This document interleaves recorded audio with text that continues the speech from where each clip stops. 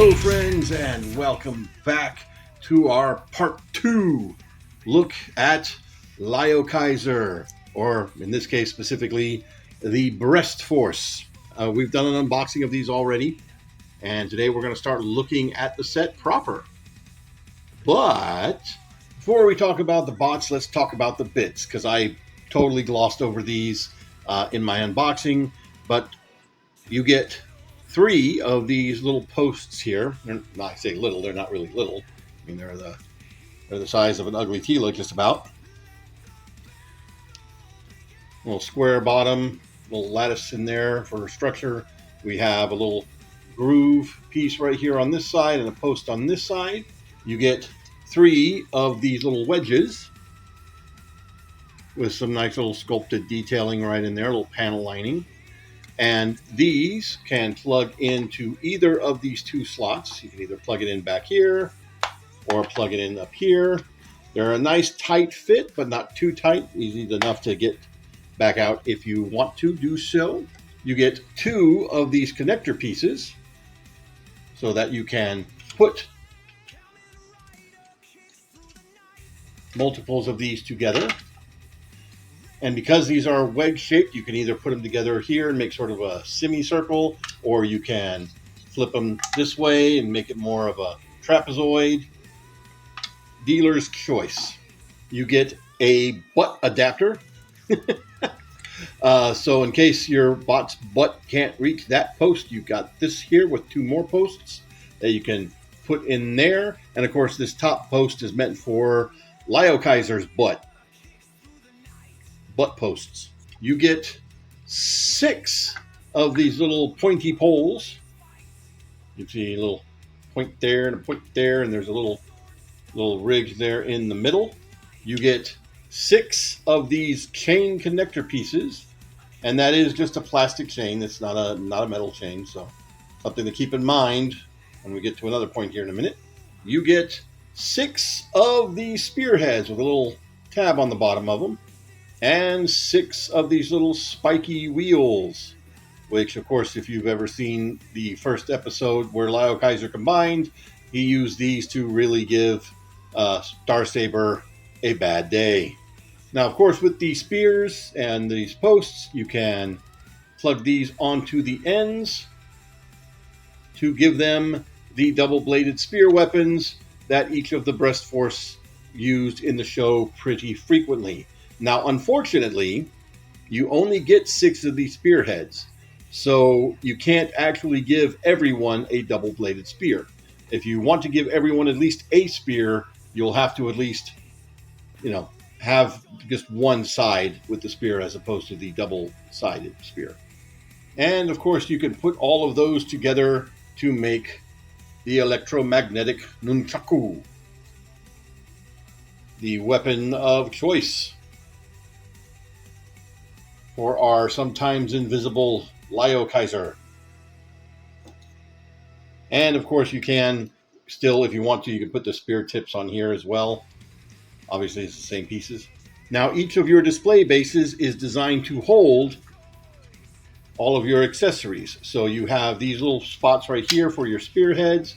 See a little C-shaped spot right there that holds onto those little tabs for your spears.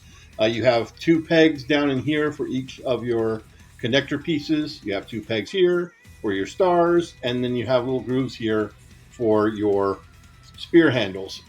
So you can put every single one of these underneath the base if you put, the whole base together. As for using the display base, if you have it this way, well, it doesn't really matter which way you turn it, but as you can see here, I pointed out earlier, you have a little groove right there, a little rounded groove. Each one of your flyers in their knees has little slots right there. And those can just slide in to those grooves like so. And you can have your jets up in the air. Now, unfortunately, as I mentioned, you only get 3 of these. But we have a 1, a 2, a 3, and a 4 flyers. So I don't know. Maybe they just decided, yeah, he's dead anyway, so he doesn't need to have a display base. But there we go. But as you can see, now here with Leozac, it's actually not those grooves; it's a clip right there. But it's the same thing. It's also still in his knees, so you can just slide that in, and woo! So once again, now we're back to the bots. And if you watch my unboxing, you know I have some things to say about some design choices of these figures. And I still stand by those statements. But I will say, having messed with these for a couple days now, I'm really enjoying them overall. And I think that's the most important takeaway. If they weren't enjoyable, then, you know, obviously the little things that bother me would be really, really bad. But they are enjoyable, and that makes them a lot of fun.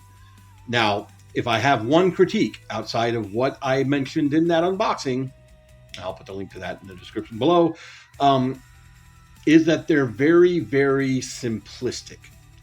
Now, that's a critique, not a dig at these figures. I need that to be very clear. Because some people like simpler Transformers and some people do not. I'm somewhere in the middle. I like some complexity, but I don't like spaghetti engineering where the thing's practically a parts former just held together with lots of little string-sized bits of metal or plastic. You know, that's why there's a lot of third-party figures I'm not a big fan of.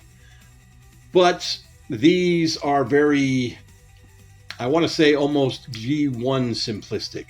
And that may be a turnoff for some people. But again, they've been very enjoyable and fun to handle. But enough of my hands. Let's take a closer look at what we've got here. Starting things off with Leozac, the leader of the team. As I mentioned in the unboxing, you know, the jets here are very much just robots with jets on their back. And he is easily the most robot with jet on his back that has ever roboted with jet on his back.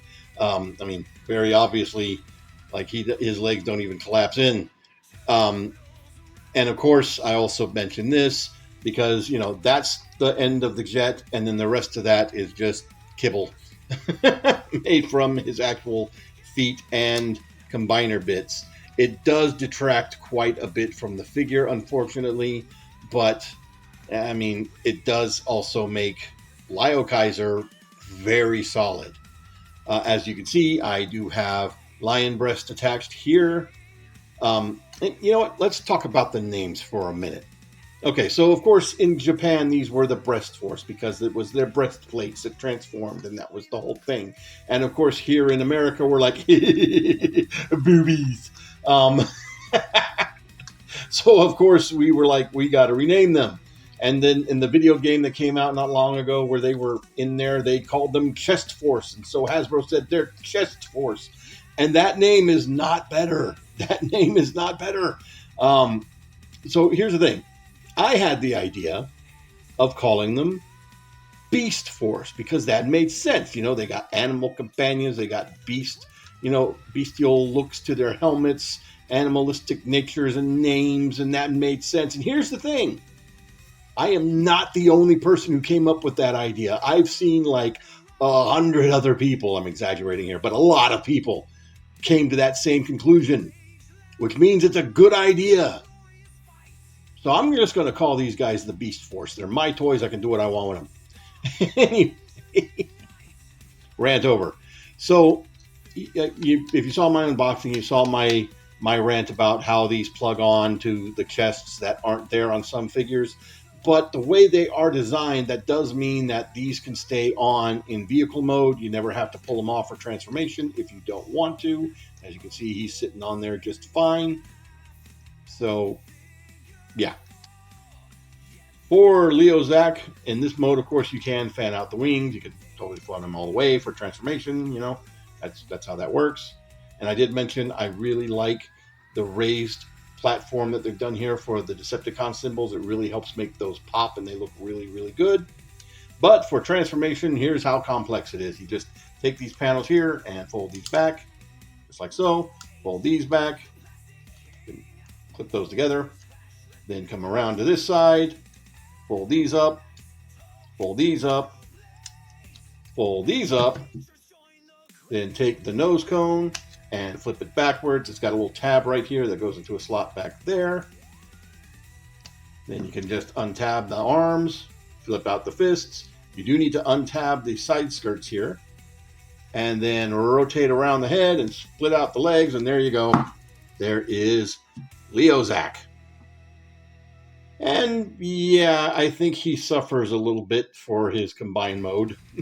He's got some really wonky proportions. Of course, the things sitting off the sides of the heels here.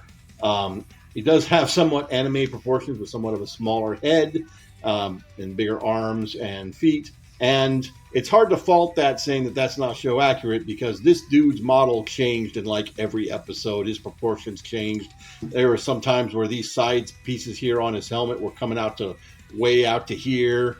Sometimes where these were like cables coming off the side of his face. I mean, his animation model changed a lot. I mean, a whole lot. As far as articulation goes, his head is on a ball joint. You can get all the way around. You can look up really far. He does have universal joints on the shoulders, but as you can see, due to the way they're sculpted, that's as far out as they're going to go. He does have bicep swivels at the elbow joint. We have 90-degree bend there at the elbow. The wrists, as you can see, are on ball joints, so you can get a full range of motion there, as well as in and out as part of the transformation. The wings can tilt back if you want them to tilt back.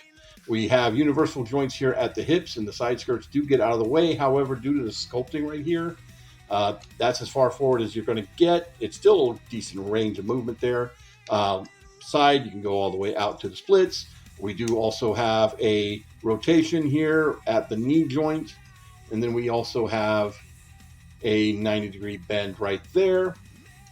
We have ankle pivot right there, but it's just the front part of the foot. And then, of course, as part of the transformation, you can tilt the toe up and down.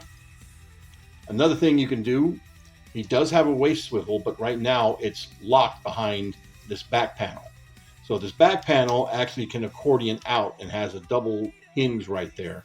So you can actually give some room between the wings and his shoulders. Now, it doesn't tab in this way. I see these tabs right here. They normally tab in right there, and then these tabs right there will tab in right there. But when you do it like this, there's nothing to tab in. But the joints here are still pretty tight, so it does hold into place fairly well, and that unlocks a waist swivel. All of the animal companions are extremely basic and extremely simple. Even the third-party ones that have done this have tended to be a little bit more simple because they're so small. As you can see, he does have some nice sculpted detail. His proportions are a bit wonky. He's got a big old butt back here. I guess, you know, you can have the gun turret there to be a tail. Surprise, he turns into a gun. He is put together out of two parts, and I mentioned this in the video. He's pinned together down here. And I think for one of these guys, it would have been nice if this could move. And we'll get to that when we get to Jalguar or Jaruga. Sorry. And of course, he does have ball jointed legs here on both front and back. They are very, very tight. Point that out. And to put him in the gun mode, just fold him back like you're doing him in the chest.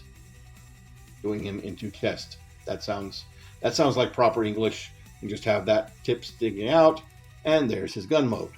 Now, of course, you can give him his buddy as a gun.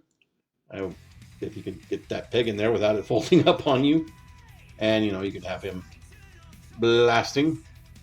These are not blast effect compatible, by the way, but you can still get him in some pretty decent poses if you so choose.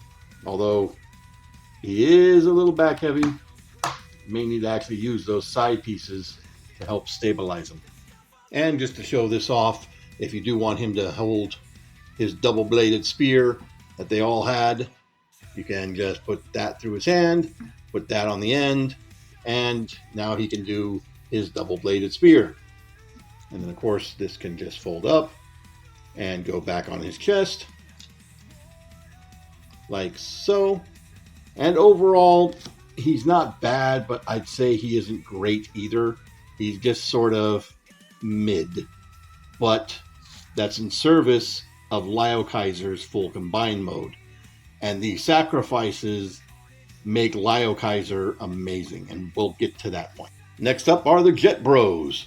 So here we, of course, have Guyhawk, looking all Guyhawky. And we have Hellbat.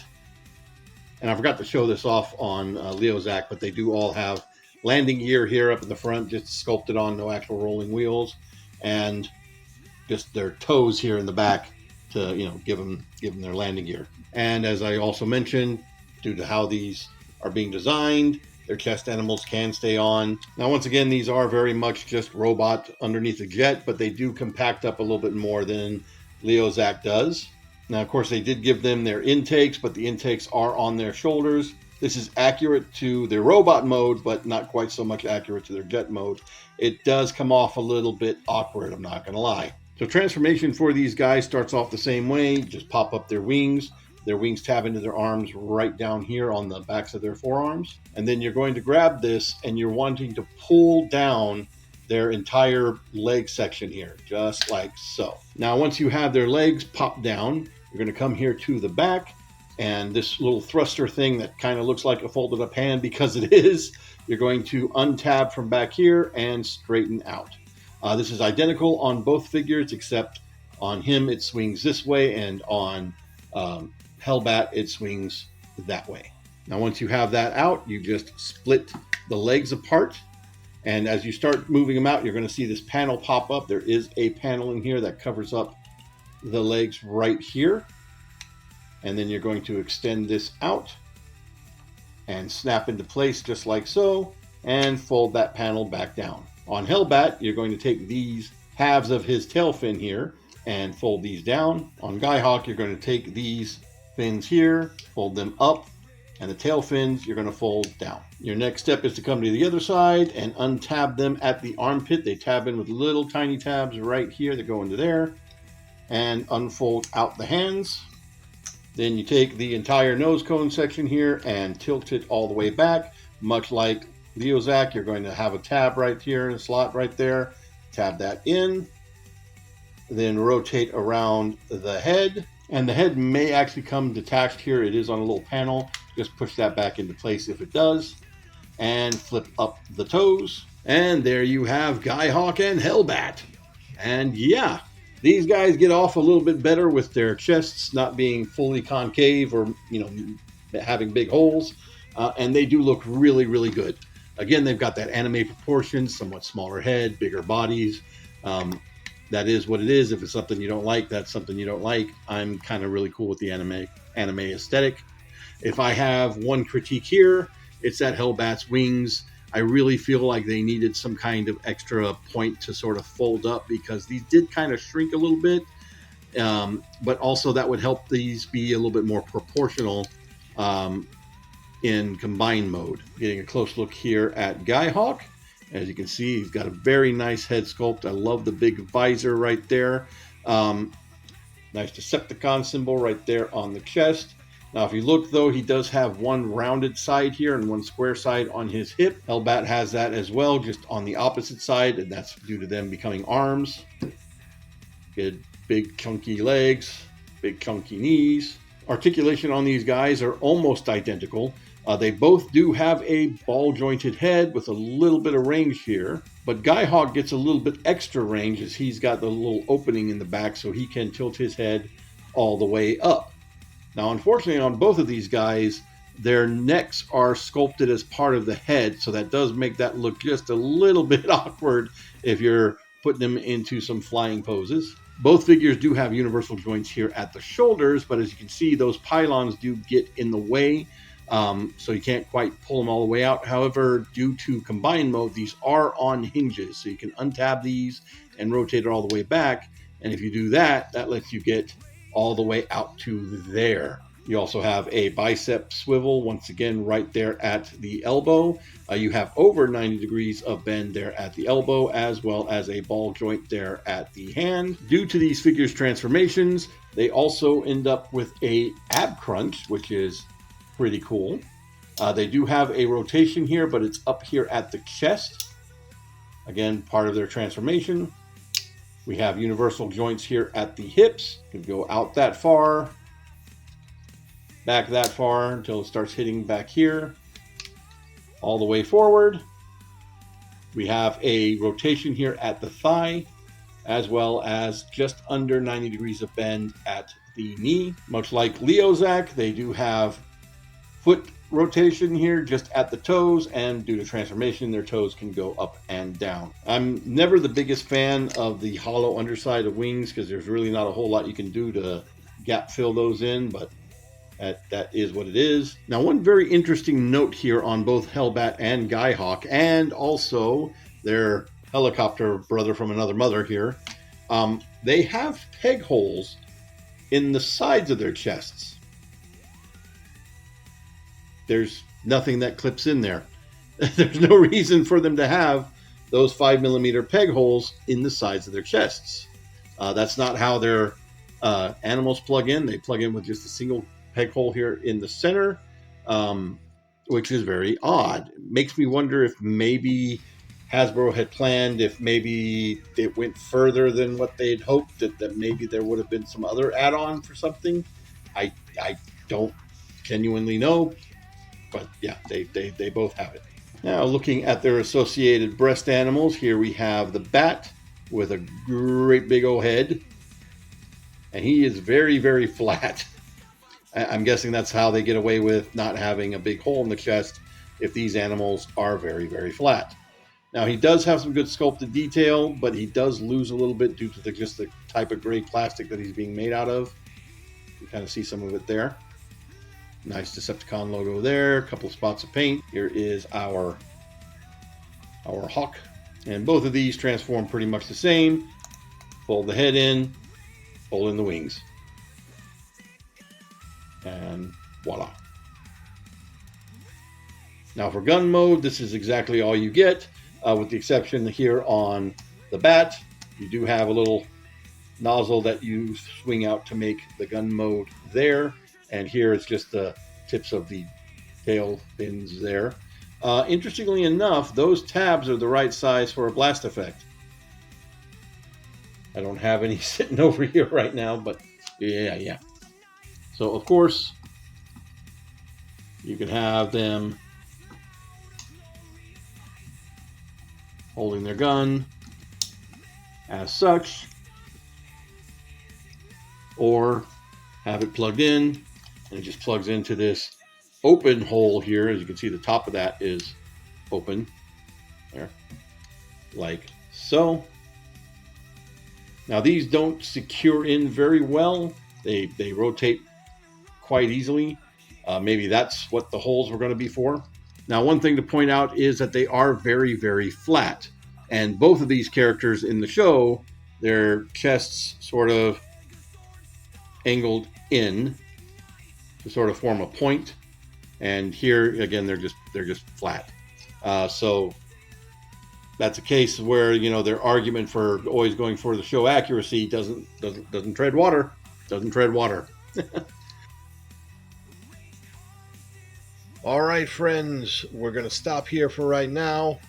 I originally thought I was only going to be able to do 2 of these at a time, but since they've been somewhat basic, I'm able to do a few more than just 2. Not many more.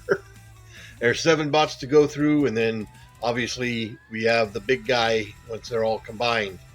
But we're going to stop here for now, and then we'll come back and we'll do Deathcobra and the Tank Bros and Jaruga and go from there.